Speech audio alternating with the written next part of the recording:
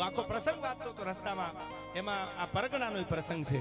મેં કીધું ને મેઘાણી જો કદાચ આ બાજુ આવ્યા હોત, આ વઢિયાર પંથકમાં બનાસકાંઠામાં જો મેઘાણી આંટો માર્યો હોત તો બીજી રસધાર લખવી પડે, એટલા પાળિયા, એટલું બલિદાન આ ધરતીનું છે. આયા આજ પણ હોકારા દિવસે જના હોમાઈ ગયેલા હાડ.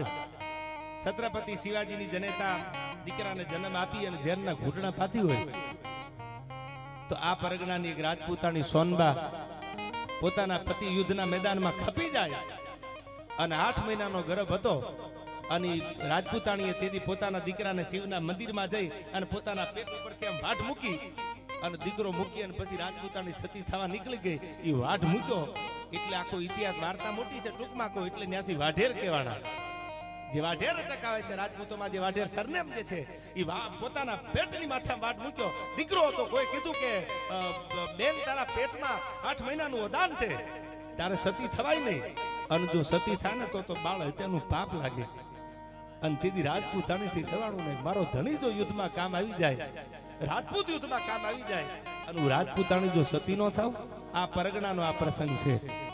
આ નરવૈયા નાડોદા રાજપૂતોમાં આ જગદંબા જેવી રાજપૂતાણીએ તેથી એટલું કીધું હતું કે સતી તો થઈ જાવ, કારણ કે જીન મુખ અમલ ન ચખ્યો અને તુરંગ ખેંચો નહીં તંગ.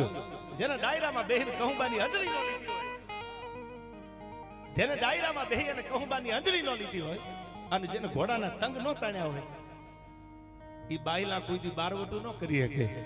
જીન મુખ અમલ ચાખ્યો અને તુરંગ ખેંચા નહીં તંગ. બાગડતા બાગડતા બાગડતા બાગડતા ઘોડા હવેલું દેતા જતા હોય, ખરડાના નાખવાના ફાટે ફાડર હુંફડાર નાખવાના ફાટે. અને તેથી રાજપૂતાણીને એટલું કીધું, બાવડા ચાલ લીધા કે સતી થવાય નહીં, કે હું તો સતી થઈ જાઉં, કે સતી ન થવાય, બ્રહ્મ તને બાળ અત્યારનું પાપ લાગે. અને તેથી હાથમાં કટારી લઈ અને રાજપૂતાણી ઊભી રહી ગઈ ભોળાનાથના મંદિરમાં. આ બાજુ છત્રપતિ શિવાજીની જનેતા એના દીકરાને 85 ગાવની મંજલ કાપીને જન્મ આપે. એ વાતો તો આપણે બહુ કરી અને બહુ સાંભળી છે. એવી જ રીતે આ પરગણામાં એ સોનબા નામની રાજપૂતાણી, આ દુહો હતો, મને યાદ આવ્યો આ દુહો, જબરજસ્ત આખું પુસ્તક તો મેં આજ કીધું આયા વિપુલસિંહને, મેં કીધું મને તમે આ એક પુસ્તક આપો રત્નમાળા, મેં વાંચ્યું નથી. આ પુસ્તક આખું વાંચીનામાંથી ઇતિહાસ મને મળે તો બીજી વાર મારે બોલવામાં મજા આવે, એટલે આખું પુસ્તક મને એમને આજ આપ્યું. મને આખું રત્નમાળા છે, આખો વઢિયાર જે પંથક છે એનો આખો ઇતિહાસ જે છે એ બારોટજી આ પુસ્તકમાં આખો છાપી દીધો છે. મેં કીધું એમ મેઘાણી કદાચ આવવામાં મોડું કર્યું છે, હજી પાળી આવ્યા ઉભા છે, બીજી રસધાર લખવી પડે એવા ઇતિહાસો છે અને એવા દુહાઓ છે. અને તેથી રાજપૂતાણી હાથમાં કટાર લઈ અને 8 મહિનાના બાળકને પોતાના પેટે આમ વાટ મૂકી અને બાળક મૂકી અને પછી રાજપૂતાણી પોતાના રાજપૂત માટે સતી થવા બેહી ગઈ. આવી જગદંબા જેવી રાજપૂતાણી હતી ને એટલે પૃથ્વીરાજ ચૌહાણ જેવા દીકરા જન્મતા, બાકી બાયલા કોઈ દી બારવટા ન કરે યાર. આવી રાજપૂતાણીઓ હતી. ત્યારે એના દુહાઓ, ત્યારે એના છંદો, ત્યારે એના ગીતો, ત્યારે એની વાતો થતી દુનિયામાં હજી થાય છે. આ વાતોને વર્ષો થઈ ગયા, હજી થાય છે. શું કામ થાય છે?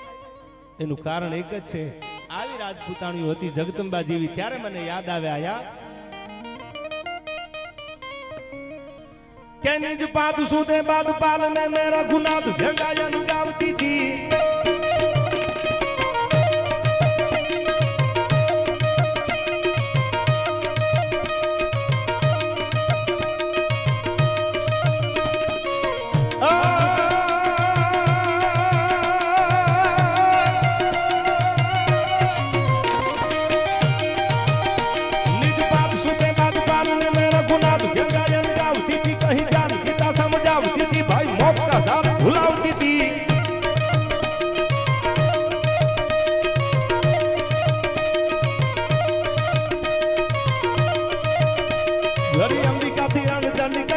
हिंद की राजपूतानी आती सोई हिंद की राजपूतानी आती.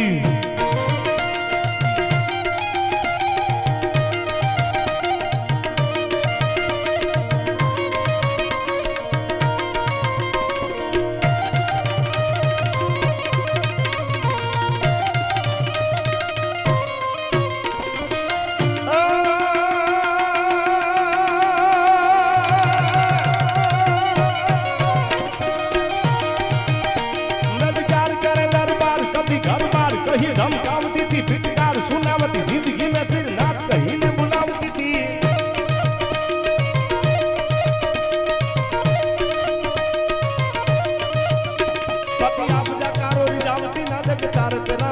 आवती थी।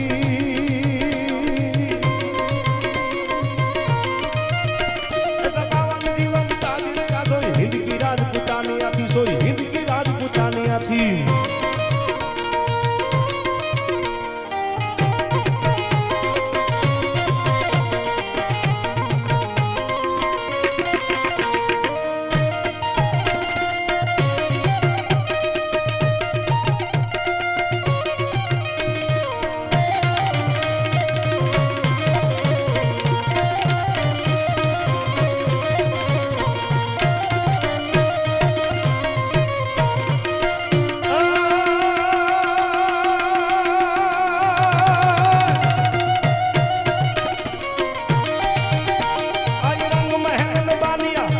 रहे एक बोल सुने नहीं मान किया,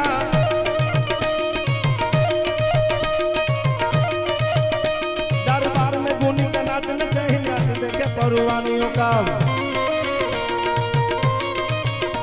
नर नर प्रजा मिल पाऊ न मैं नहीं पाऊ पेशावर ठान किया। जग झील का जीवन पाठ भले सोई हिंद की राजपूतानियों का, सोई हिंद की राजपूतानियों का।